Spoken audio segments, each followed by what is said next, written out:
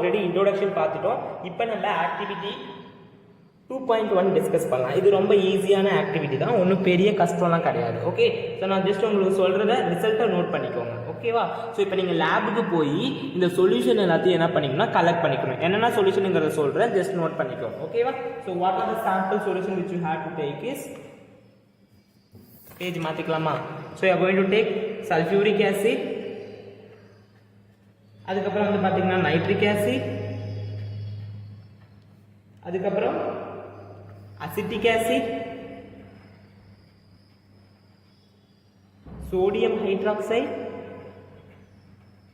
Calcium hydroxide, magnesium hydroxide. Okay, so இதெல்லாம் வந்து பார்த்தீங்கன்னா என்ன பண்ண போறீங்க, எடுத்துக்க போறீங்க. ஓகே, ஸோ ஒவ்வொரு டெஸ்ட் டியூப்லையோ இல்லை ஒவ்வொரு பீக்கர்லையும் வந்து பார்த்தீங்கன்னா நீங்கள் வந்து இந்த சொல்யூஷன் எடுத்துக்கணும். ஓகேவா? உங்கள்கிட்ட வந்து பார்த்தீங்கன்னா 2 இண்டிகேட்டர் கொடுப்பாங்க. ஒன்று வந்து பார்த்தீங்கன்னா ஃபினால்தலீன், ஒன்று வந்து ஃபினால்தலீன், இன்னும் ஒன்று மெத்தில் ஆரஞ்சு.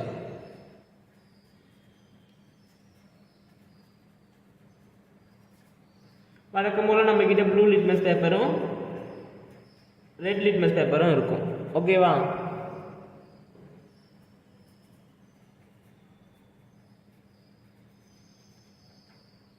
வழக்கம் போல் இது ரெண்டும் நம்ம கிட்ட இருக்கும்.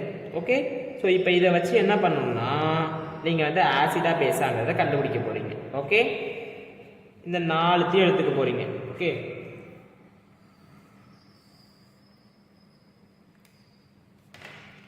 First H2SO4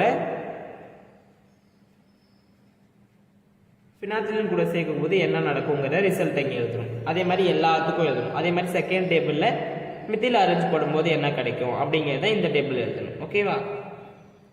blue litmus paper, இங்கே ரெட் லிட்மஸ் பேப்பர். ஓகேவா?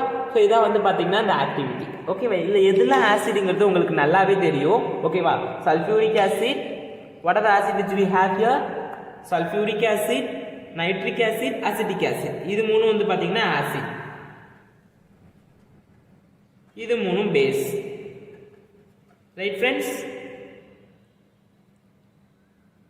ஃபினால்தலீன் வந்து பார்த்தீங்கன்னா ஒரு இண்டிகேட்டர் தான். அதை வச்சு நீங்கள் என்ன பண்ணலாம்னா ஆசிடா பேஸாங்கிறத கண்டுபிடிக்கலாம். அதே மாதிரி மெத்தில் ஆரஞ்சும் வந்து ஒரு இண்டிகேட்டர் தான். எப்படி லிட்மஸ் பேப்பர் வச்சு கண்டுபிடிச்சிங்களோ அதே மாதிரி ஃபினால்தலீனும் மெத்தில் ஆரஞ்சு வச்சு கண்டுபிடிக்கலாம். இது ரெண்டும் சிந்தட்டிக் இண்டிகேட்டர், அதாவது நம்மளே வந்து மேன்மேடாக உருவாக்குனது.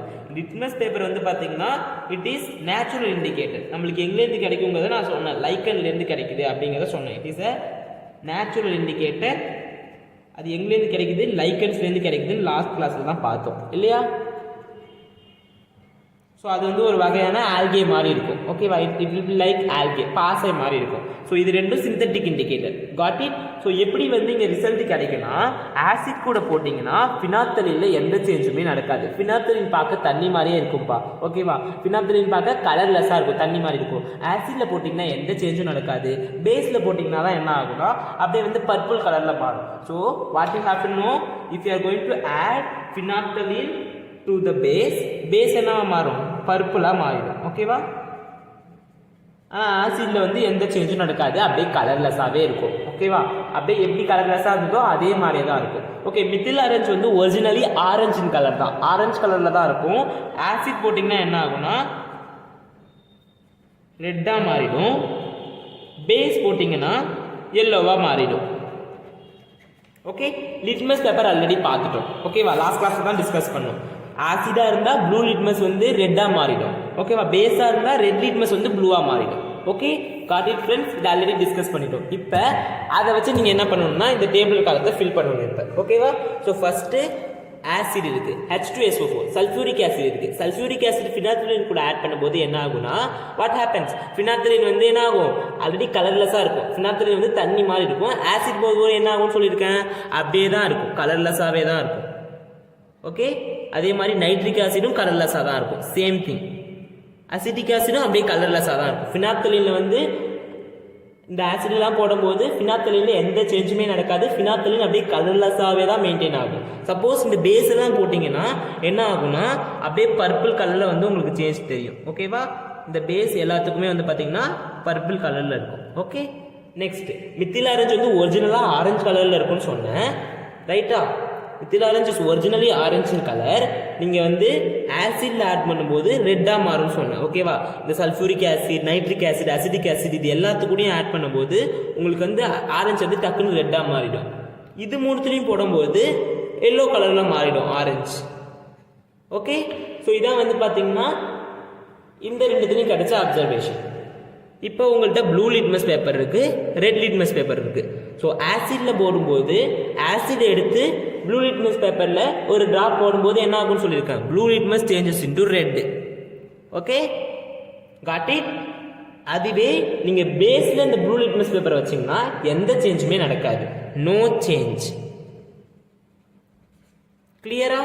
நெக்ஸ்ட் அதே மாதிரி இப்போ ரெட் லிட்மஸ் பேப்பரை ஆசிடில் வச்சிங்கன்னா எந்த சேஞ்சுமே நடக்காது. அதையே இந்த ரெட் லிட்மஸ் பேப்பரை பேஸில் வச்சிங்கன்னா என்ன ஆகும்? உடனே வந்து ரெட் லிட்மஸ் பேப்பர் ப்ளூவாக மாறிடும். ஸோ இதான் வந்து உங்களுக்கு கொடுக்க இந்த ஆக்டிவிட்டி.